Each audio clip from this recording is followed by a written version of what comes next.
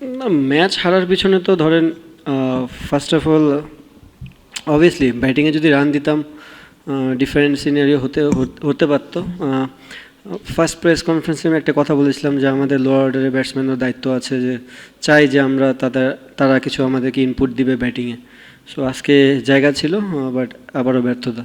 টি-20তে 5 bowler ছাড়া যাইতে পারবো না। এখন যদি 9 ব্যাটসম্যান নিয়ে যাইতে 3 বোলার নিয়ে খেলা লাগবে। আপনার কাছে যদি সলিউশন থাকে দিতে পারেন আমাদেরকে। দেখেন টোটালটা খুব একটা বড় ছিল না, আর উইকেটটাও খুবই ভালো। অ্যাটলিস্ট আমি এটা ধারণা করছিলাম যদি আরও 2টা উইকেট ওখান থেকে বের করে নিতে পারি, কারণ স্বাভাবিক বিষয় শরীফুল খুব ভালো বল করতেছিল। সো আরও যদি একটা উইকেট পড়তো, আন্ডার প্রেশারে তারা পড়লেও পড়তে পারতো। এই খেলা কখনো আপনি উইকেট হাতে রেখা জিততে পারবেন না। সো আপনাকে যেতেই হবে। আমরা এনাফ একটা রান দিই নেই বলারদেরকে যে ডট বলের সংখ্যা বাড়লে প্রেশার আসবে। আপনি রান রেট কখনো 6-এর উপরে উঠেনি। তো সেই ক্ষেত্রে উইকেটটা খুব ইম্পর্টেন্ট ছিল। ক্রিকেট অল অ্যাবাউট রিস্ক নিয়েছি, সাকসেসফুলি হয়নি, কিছু করার নেই। না, অনেক দিন ধরেই করতেছে। আমাদের যারা ব্যাটিং কোচ আছে তাদের পিছনে সময় দিচ্ছে। অবভিয়াসলি আপনি তো একদিনে রাতারাতি চেঞ্জ হতে হবেও না, এবং এটা সম্ভবও না, বাট ওরাও চেষ্টা করতেছে। আই হোপ যে ওয়ার্ল্ড কাপ আস্তে আস্তে কিছুটা হলেও বেটার হবে। প্র্যাকটিসে না, সবাই চেষ্টা করতেছে। আপনারাও দেখবেন যে সবাই ব্যাটিং করে শেষ পর্যন্ত। এক হচ্ছে যে নেটে ব্যাটিং, আর হচ্ছে ম্যাচের ভিতর ব্যাটিংয়ে অনেক ডিফারেন্স আছে। আই হোপ যে ওরা যদি ম্যাচগুলোতে পারফর্ম করে তাহলে কনফিডেন্সটা আরও বিল্ড আপ হবে। এমন একটা সিচুয়েশন ছিল, অবভিয়াসলি আমি আর হৃদয় যদি পার্টনারশিপটা আরও বড় হতো তাহলে খেলা ডিফারেন্ট হতো, but at the same time আপনার টি-20 ফর্মেটে এরকম ব্রেক চলে আসা, আফটার লং টাইম ব্রেকের পর দেন একটা সাডেনলি ওভার দিয়ে দেওয়া, বাড়তি প্রেশার তো একটা থাকে যে আপনার অপোনেন্টকে একটা বিগ টোটাল দিতে হবে, আর অবভিয়াসলি আপনি হাই রিস্ক গেম খেলতে গেলে আউট হবেন। ওখান থেকে আর কিছু করার ছিল না। অবশ্যই যদি আমি যে শটটা খেলেছি ওটা যদি সাকসেস হতাম তাহলে হয়তো বা খেলাটা আরও ডিপ যেত। না, এই জন্য তো বললাম যে আমি ওই দিনই বলেছি যে রিশাদ, শেখ মেহেদি, নাসুম এরা তো অ্যাজ এ স্পিনার হিসেবে খেলে। ওয়ার্ল্ড ওয়াইড যারা স্পিনার হিসেবে খেলে সাথে ব্যাটিং করে, সব টিমেরই পারে। আর না হয় আপনাকে চায়নাম্যান হতে হবে, যেটা মিরাকেল কিছু যেমন থাকে। অনেক টিমে প্লেয়ার থাকে না, শুধু বোলিং হিসাবেই খেলে, বাট শেখ মেহেদি তো ব্যাটিং পারে, বাট ওই পারফরমেন্সটা আমরা দরকার ইন্টারন্যাশনাল ক্রিকেটে। Same goes to Nasum and Rishad. অলরাউন্ডারের ক্ষেত্রে যদি আমি বললাম, ওই দিন সাইফুদ্দিন, সাকলাইন আছে, আনফর্চুনেটলি ওরা খেলানোর সুযোগ পায়নি, সাকিবও আছে। সো তাদের কাছ থেকে আমরা একটা ব্যাটিং আশা করি, যে ব্যাটিংটা যেমন কিছু কিছু সময় এরকম গেম থাকবে যে গেমগুলোতে লোয়ার অর্ডার দরকার। তো এই জিনিসটা খুবই ইম্পর্টেন্ট। আই হোপ যে ওরা ফিউচারে আমাদেরকে এই জিনিসটা ডেলিভার করবে। দেখেন, সিনারিও 2 রকম ছিল। সিনারিও কারো হাতে থাকে না, ওয়েদার কারো কন্ট্রোলে নেই। আমরা যখন ফার্স্টে খেলতে নেমেছি তখন উইকেটের বিহেভিয়ার একরকম ছিল, এবং 3 উইকেট হারানোর পর আমরা আর্লি ব্যাকফুটেও ছিলাম। ওখান থেকে একটা পার্টনারশিপ লাগতেছিল, তারপর আবার ব্রেকে চলে গেছি। তো আপনি যখন 15 ওভারে খেলায় দুইভাবে ব্যাটিং করবেন, কারণ আপনি জানেন আপনার টিমের স্ট্রেংথই হচ্ছে 6 ব্যাটসম্যান। সো আপনি চাইলেও খুব একটা বড় নিতে পারবেন না। অপোনেন্ট দিকে যদি দেখেন, তারা জানে যে তাদের হাতে একটা স্মল টোটাল আছে এবং খেলায় কোনো ব্রেক নাই, 15 ওভারই খেলবে। অ্যান্ড আই হোপ যে আপনিও বুঝবেন যে যখন বল ভিজে যায় তখন ব্যাটিং করাটা কত ইজি হয়ে যায়। তো খুবই ডিফিকাল্ট ছিল যে রান আমরা করেছি। এই রানে আটকে রাখা, কারণ মিডল ওভারে আপনার ডট বল দরকার, উইকেট দরকার। সো উইকেট ভালো হলে এই জিনিসগুলো খুব একটা হয় না।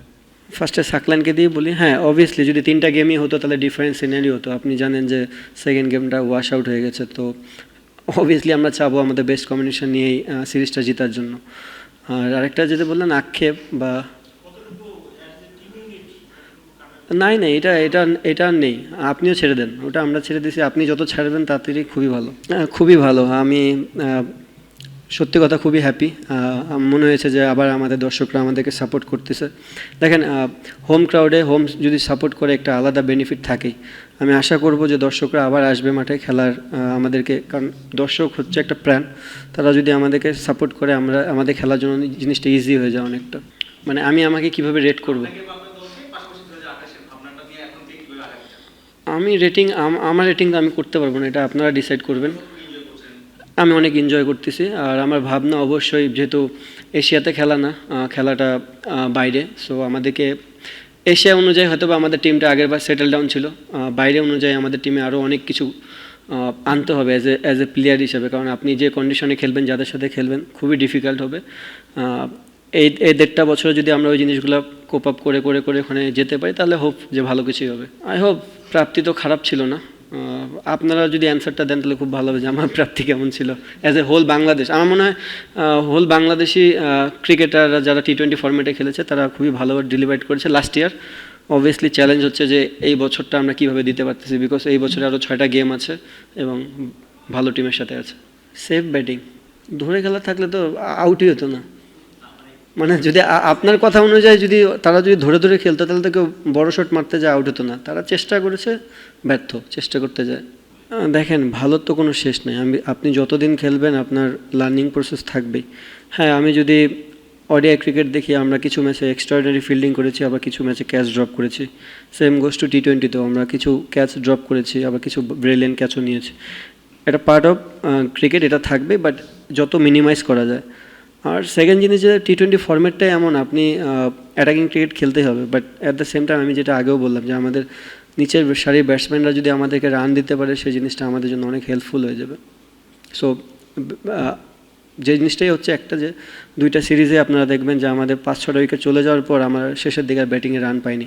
সো এটা ওডিআই ফরম্যাট এবং টি-20 ফরম্যাটও আমার মনে হয় আমাদের যদি হোয়াইট বল ক্রিকেট ডেভেলপ করতে হয় তাহলে আমাদের এই জায়গাটা নিয়ে কাজ করতে হবে।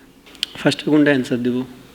আপনি যদি নাম্বার 7 একটা ব্যাটসম্যান খেলান তাহলে আপনার 4 ওভার পূরণ করতে পারবো না। তো খেলাই তো 11 জনের, এর ভিতর 5 জন বোলিং করবে 20 ওভারে, কোটা একজন তো 5 ওভার করতে পারবে না টি-20তে। তো 5 জন বোলারকে তো আমার খেলাতেই হবে। যদি বাংলাদেশে এরকম কোনো প্লেয়ার থাকে আপনার চোখে যে দিতে পারবে 7-এ বোলিং 4 ওভার ব্যাটিং করতে পারবে, তাহলে বললেন, আমরা খুঁজে দেখব।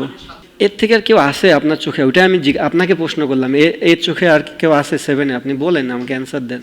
না, খুবই ভালো। আমার মনে হয় সবসময় আপনার সিনিয়র প্লেয়াররাই যে টিমে থাকবে জিনিসটা তা না। আমি আগেও বলেছি যে তাসকিন এবং ফিজ বিগ অ্যাসেট বাংলাদেশের জন্য, but some point of time আপনাকে যারা নতুন প্লেয়ার তাদেরকেও গ্রো আপ করতে হবে। আমার মনে হয় আজকের ম্যাচটা টোটালি ডিফারেন্ট সিনারিও ছিল, রিপনের জন্য চ্যালেঞ্জিং ছিল। সাইফুদ্দিনও অনেক দিন পরে আসছে। তো আপনার এই প্লেয়ারগুলোকে আমরা যত গেম টাইম দিতে পারবো তাদের জন্য ডেফিনেটলি ইনার ফিউচারে বাংলাদেশ অনেক লাভবান হবে এদের কাছ থেকে। প্রোগ্রেস না, খুবই ভালো। আমি তো বললাম আমার যে 6টা ব্যাটসম্যান রেগুলার খেলে তারা খুবই ভালো শেপে আছে এবং টি-20তে আপনাকে এটা অ্যাকসেপ্ট করে নিতে হবে। আর টোটালি আজকের দিনের গেমটা তো টোটালি ডিফারেন্ট, এটা আপনাকে অ্যাকসেপ্ট করতেই হবে যে প্রতিদিন যায় আপনি ফার্স্ট বল থেকে মারতে পারবেন না, 2-1টা ব্যাটসম্যান এখানে ফেলিয়ার হবে। খুব ভালো জিনিস ছিল যে আমার আর হৃদয়ের খেলাটা, যদি খেলাটা পুরা হতো তাহলে হয়তো বা ডিফারেন্ট সিনারি হতো। কারণ আপনি জানেন টি-20 ফর্মেটে অলদো খেলে 11 জন, বাট পারফর্ম করে 2 জন বলার 2 জন ব্যাটসম্যানই। তো আপনি তাদের ইনিংস দেখলেও দেখবেন যে 2 জন ব্যাটসম্যানই খেলেছে। সো যদি ব্রেকটা না হতো, আমি যদি ওখান থেকে ক্যাশ ইন আপ করে 60-70 রান করতে পারতাম তাহলে ডিফারেন্ট স্টোরি হলেও হতে পারতো। বাট এটাই আর কি। আর আমার কাছে মনে হয় না আমাদের যে 6 ব্যাটসম্যান খেলতেছে তাদের নিয়ে কোনো জিনিস আছে, প্রবলেম আছে। But at the same time যারা রিশাদ এবং শেখ মেহেদি, ইনফ্যাক্ট সাকিব বা সাইফুদ্দিন যারাই খেলে না, তাদের কাছ থেকে আমরা একটু ব্যাটিং আশা করি অবভিয়াসলি। কারণ আপনি দেখেন আর্লি 3টা উইকেট পড়ে গেছে, তারাও একটু আন্ডার প্রেশারে ছিল। বাট জিনিসটা ছিল যখন আন্ডার প্রেশারেও ছিল, রান রেট কখনো 6-এর উপরে যায়নি, সর্বোচ্চ 6.5। সো টি-20 ফরম্যাটে গুড উইকেটে 6.5 নট এনাফ। সো এটা যদি 7-8-এ যেত তাহলে হয়তো একটা বাড়তি প্রেশার আসলেও আসতে পারত।